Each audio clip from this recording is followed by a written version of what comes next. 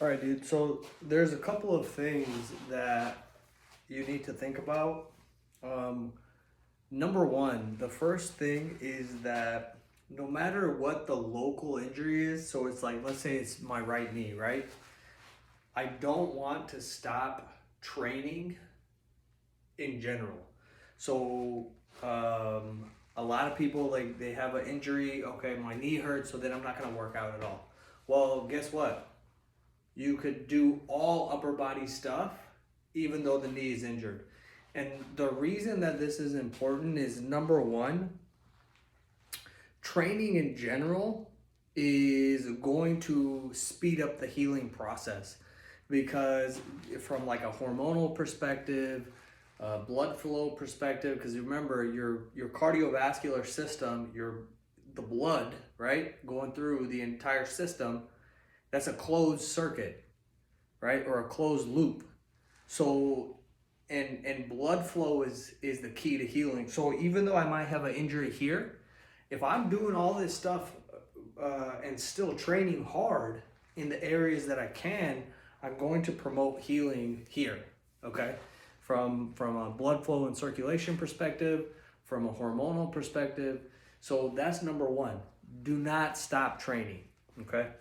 Um, and that's a lot of people make that mistake because they're like, oh man, my knee hurts, so I can't do anything.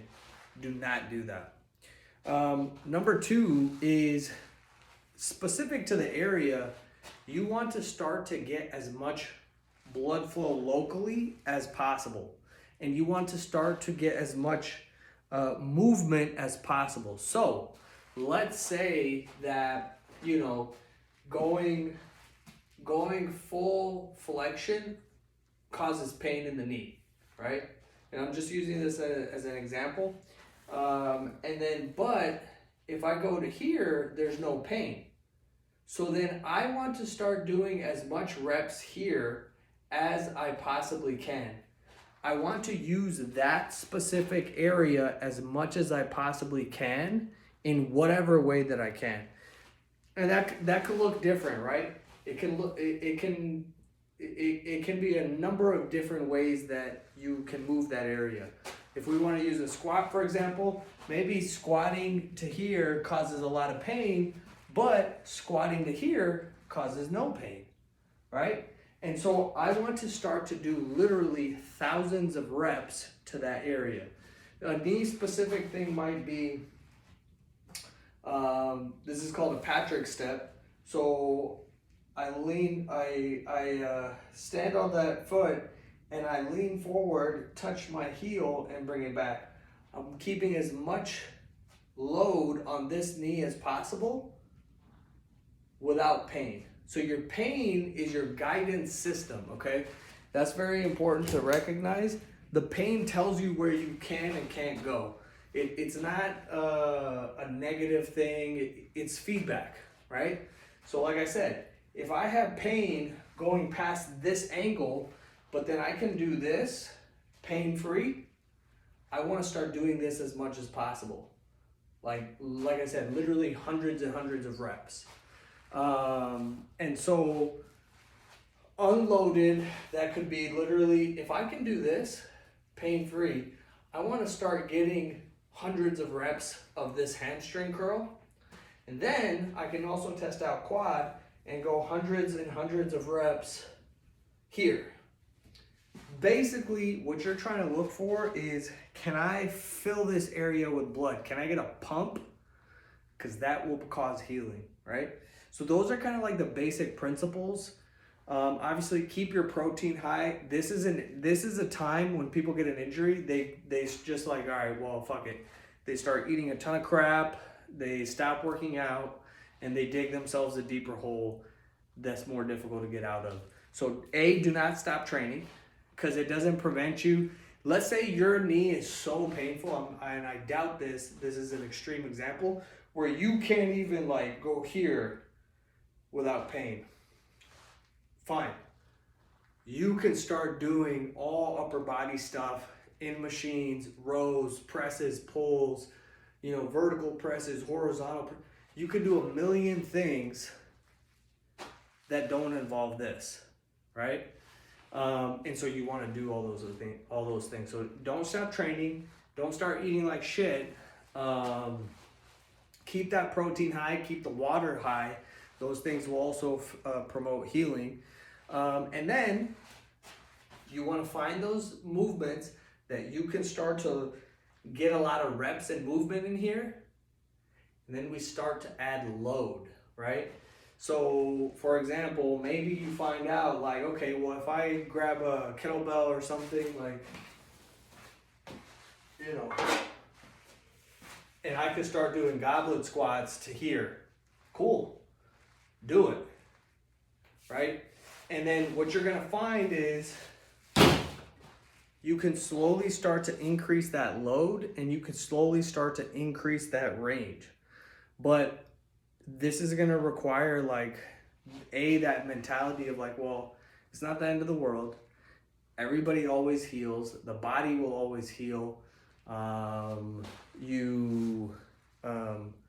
There are so many examples of an injury and then people not only recovering from the injury, but recovering stronger.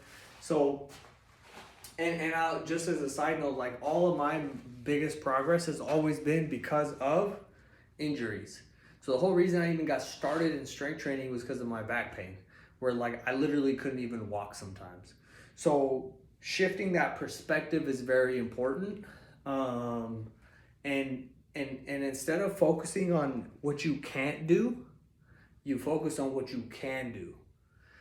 This is not like a airy-fairy, motivational thing. This is actually how you create change. And the goal of rehab is not to fix this, right? The goal of rehab is to get to a point where you no longer even think about this knee having any type of problem. Where you go about doing all the stuff that you would normally do if it wasn't there. That's the goal. So instead of kind of the way that most people look at or go about this is like, I need to fix this. Look at it like, I want to increase my pain-free ability. Meaning, this is my current pain-free ability. Cool. Let's do lots of reps there. Let's load it up. Let's focus on other things. Let's keep the nutrition in check. And I want to increase this pain-free ability. So I want to start to increase that range, increase that load. And that's going to be the path to making this work. So what specific things I would start off with is I would start off with just joint moves, okay? Whether that's hamstrings, whether that's quads, and I would start off with like sets of 50 and build from there. And I would literally do it until until like the muscle can't contract anymore, or the pump is so like strong that there's so much blood in here that you have to stop. There's a lot of nervous system stuff in here as well that in regards to this, but I'm not going to go over that right now. But that's kind of the path, okay? And over the course of the weeks, you're going to notice those ranges and those load tolerances increase. So that's kind of the path. If you have questions, let me know. But keep doing what you're doing. Let's say also, just to throw it in there, let's say you're doing Smog Secrets, right? You can do all that movement like without causing any distress or pain to this. So do that. So you can do rows, you can do cleans, you can do presses, you can do RDLs. RDLs should not load the knee and cause pain. So anything you can do pain-free, use that. The thing to keep in the back of your mind is that pain is a piece of information that guides your training. It's not a negative thing. It's not a reason to stop. It's not a reason for progress to stop. It's information, right? So if you have questions, let me know.